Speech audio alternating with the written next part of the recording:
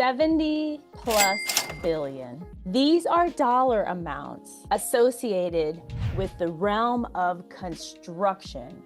These numbers represent what the federal government is spending in this area. These numbers represent why I am making this video today, so that you have the knowledge, strategies to go forward, potentially pursue construction, or if you're already in construction, to win additional contracts. When I first started out well over 10 years ago, I thought construction was building buildings or tearing down walls and putting up new walls or something with drywall. It's what I thought. I had no idea. I mean, maybe you're laughing at me. I get it. I had no clue. I knew the government spent on construction, but I thought it was literally the construction of a building. Well, that is not the case whatsoever. Technically, this kind of area, this space, is defined as facilities and construction. And I'm gonna go over all of these areas that are connected to it, which gets us to our very first takeaway. Construction encompasses, and please keep in mind, I'm gonna use the term construction to cover all of these areas. Construction, and this is why it's important, it encompasses things like paving roads, putting up fences, facility management. So what does all this mean? This means that our first amazing tip, digging deep. You don't always need to be bonded. This was another myth I heard often. I got associated with a construction group that centers around Black women. And they would talk about this whole bonding problem. And I attended a few construction meetings just because I was just interested when I first started out. I'd spent 10 plus years trying to figure things out. And that's why I'm here today. So y'all ain't got to go through all that, right? So I was like, bonding, okay, I don't want to get involved in this, so I'm not going to go into construction.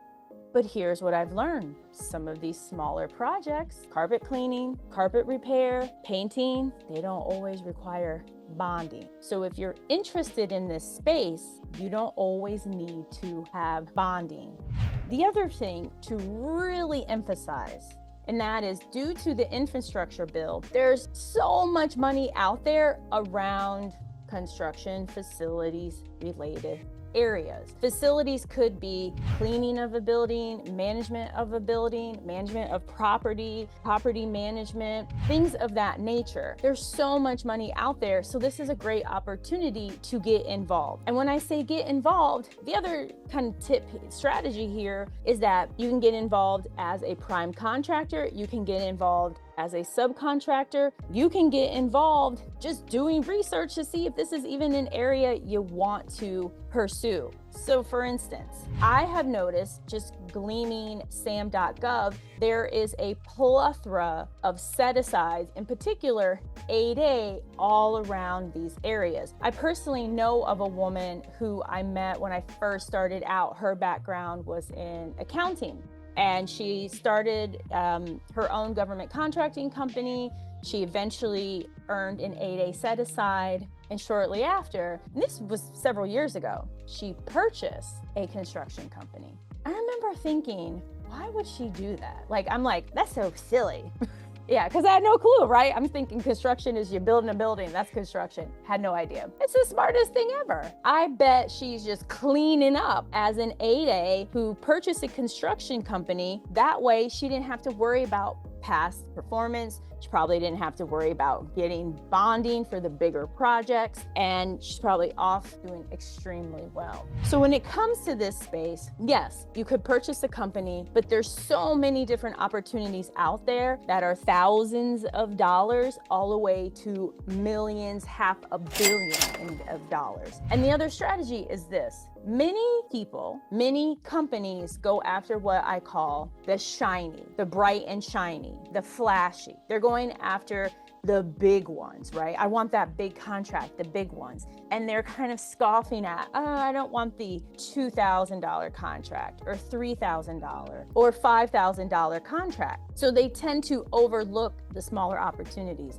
this is a golden place for you to really hone in, find, bid, and win profitable work in this area, because so many are focused on the bigger opportunities that may require bonding, may require past performance questionnaires, where if you get into the smaller ones where they're like, we just need someone to paint some walls. We just need someone to help us eradicate some insects. We just need someone to clean the carpet. Chances are your competition is going to be low, low, low, you know, like a Flow Rider song, right? That's what's going to end up happening. So it's a great space because also you probably don't need bonding. I want to also emphasize the bonding piece is dependent on each opportunity.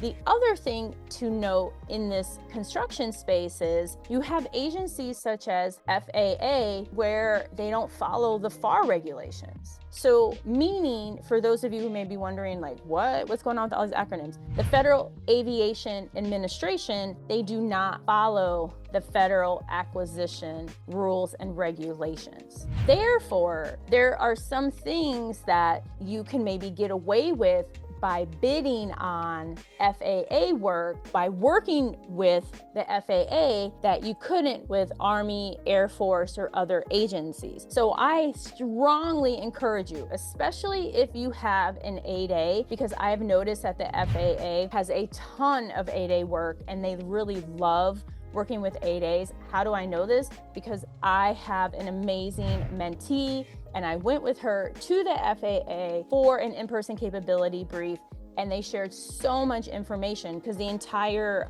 meeting basically centered around construction.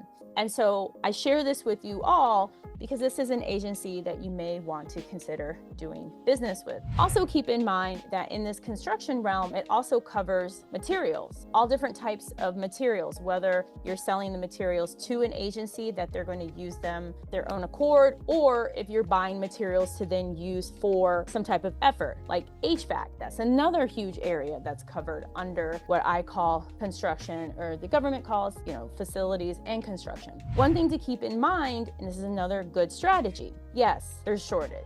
Yes, there's potential issues with, possible recession. Yes, it can be challenging to find people to install work. However, the government knows this. So for the most part, they're very flexible with you as long as you ask permission instead of forgiveness. Meaning, you win some HVAC work, and typically with these different kind of construction contracts, there's a Buy America clause that a certain percentage of the product must involve materials from America or manufactured in America. Every agency is different. I believe FAA has a higher percentage of what's required for the Buy America requirement, but again, is based on every single opportunity, and each and every agency may differ. So you win some HVAC work, you're excited, you have your quote, maybe prices changed, maybe things significantly increased, maybe it's a little more challenging for you to get people to do the work. You go to the agency and then promise you they're going to work with you. They understand, they know. And so that's the other really cool thing about this is I have seen that they're so flexible with adding additional funds if the materials have increased in price. And this is brilliant because in training and development, my sweet spot, I haven't really run across that a lot. Training and development, human resources, those are the areas that are like, oh, those are cute. So cute, right? But construction, it's like, hey, I need beams. I need a floor. I need the parking lot repaved. So as a result of that, this really provides you the opportunity to really maximize your profits. This is definitely an area where you can easily get 35 all the way up to potentially 80% profits on this. The other strategy is if this is not your wheelhouse, say you don't have any experience, like personal experience in construction, guess what? It's okay. You don't have to purchase a business, as I stated. Strategy is you can partner with someone who offers what you're bidding on or who offers what you have won work involving. So for instance, I came across a gentleman, his background, his forte is cement. That's his thing. And what happens, these prime contractors end up subcontracting to him. So he's making amazing money. He has these great profits. He's doing work with the federal government. And guess what? He's not in SAM. He's not in 8A. He's not a service disabled business officially through the government channels. He's a subcontractor making money through a prime contractor. So if you're in the position of the prime, there are many people like him that are out there who would love to provide these services. And they are located across America. The other part to this is I've come across many who I mentor, who just reach out to me, and thank you all so much for doing that. And one thing people will say is, well, where do I find these people? If I win work in Idaho, how do I know if someone's a great painter or they're a great plumber or they can fix an elevator? Being resourceful is a big strategy in this space, because especially with facilities and construction, there are some things that you can see, but then there are other things that you may not really know. Did they do a good or bad job? It's just the nature of the work. So what's really good is to be resourceful, connect with people through, whether it's a LinkedIn, it's referrals of other people, asking for references. And I know you may be thinking, really, Kizzy, I just need someone to do this carpet cleaning job. I'm gonna ask them for references. Yeah, if you don't wanna get burned, that's what you're gonna do. Because you have to remember, these are taxpayer dollars. Whether an agency follows the FAR or not, all the responsibility lands on you if you're the prime. If you're the sub, things are a little different. It's like you're a supporting player on a team. You may not be LeBron, but you're someone on the team that you have a jersey, you're making lots of money. We may not know who you are, but you're a big player. You're still a big part of the team. You're still a big player because you made it to the NBA, right? And the same goes for construction in the federal government. You may not be the prime. You may not even be a sub. You may be a sub of a sub. But what you're doing is still important. You just don't have all of that responsibility and all of the liability. And speaking of liability, you may also wonder, what about insurance? What about certifications? What about any of that? Those are questions that you have to look into as an entrepreneur. I can't speak from what every single state requires when you enter this realm, but here's what I can speak from. What is required by every single contract. That's the key. What do they require? What type of insurance or certifications do they require? Also, you may want to look into groups such as the Construction Association. There are several different construction groups out there, but you may want to also look into joining or attending some of their meetings, because it's not only going to help you with networking and finding trusted, subcontractors across America and maybe even across the world, because remember, the government purchases construction everywhere in the world, this is so amazing. Over $70 billion.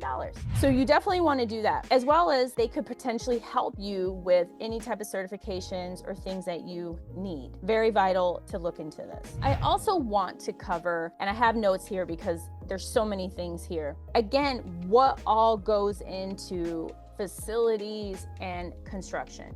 You have equipment, materials, supplies, like plumbing, doors, lumber, metal bars, rope, paint, pipes, hand and measuring tools, road and highway, construction, mining, highway maintenance, tractors, signs, road, bridges, sidewalks, electrical and electronic equipment, components, lighting, electric wire, power and distribution equipment. Finally, facilities and structures, fencing, roofing, construction of structures and facilities, which I thought was, construction, elevators, escalators, lifts, salvage, demolition, HVAC, mechanical, maintenance, repair, alteration of any type of real estate property. You can see, you can hear, the sky's the limit. Every single agency needs something like this. That's why it's one of the top areas for government contracting. Another quick strategy is you just gotta get people to know, like, and trust you. And especially in this area where they can see it. They may not be able to see everything, right? As we talked about, I'm not gonna be able to see necessarily the work of the electrician. If the light's working, hey, I guess they did a great job, right? But it's still one of these industries where it's like you really see the end product. On like training and some things around communication, it's a little more soft, as we say, like soft skills. That's the term that's used. So the point is, you want to make sure you're constantly doing an amazing job, because the sky's the limit as far as what you could be paid to do. So as long as you really capture before and after, you deliver not only on the end product, but any kind of paperwork, binders, reports that you need to provide, they are going to love you. They're going to want to do more work with you, because this is a space where I think of your home, right? Dishwasher breaks, wash machine breaks. With my stepdad, his lawnmower just broke. You need a wall painted, maybe of an issue where a tree fell down unexpectedly. All of these things are a pain. They're a pain and you know where. And maybe some of you watching, listening, you're like, I got that. I can take care of all that. Okay, great. I'm not. Some things maybe, because it's a pain. And I want it resolved as quickly as possible, because it's a space I'm constantly in, right? I'm constantly at home. No different than the federal government. They're constantly aware that they have a physical office. May not be going to it all the time, but hey, they still want to make sure it's a great office. Or they know that they have this parking lot and they don't have to worry about, man, what are we going to do come winter, because we know the parking lot needs to be repaved. Or, oh my gosh, we know we have that fence. It's a security issue. We got to figure out how we're going to do this. These are things, these are pains that are no different than if it were your own personal, amazing home or dwelling that you just don't want to deal with because it's a pain, even if you know how to fix it. The same goes for the federal government. So my amazing GovCon winners, please check out the construction realm. I promise you, there's tons of people out there who want to help, who want to partner with you. There's tons of money in this area. Over 70 trillion in the infrastructure bill. I promise you that you not only can, but you will be able to find, bid, and win profitable government contracts, whether it's in construction or another area. And thank you all so much for watching, for the comments, for your suggestions. I love and adore each and every one of you. This is so amazing. I get to do this, just help you all, right? So don't forget, y'all, everything is possible. I love you all. Take care.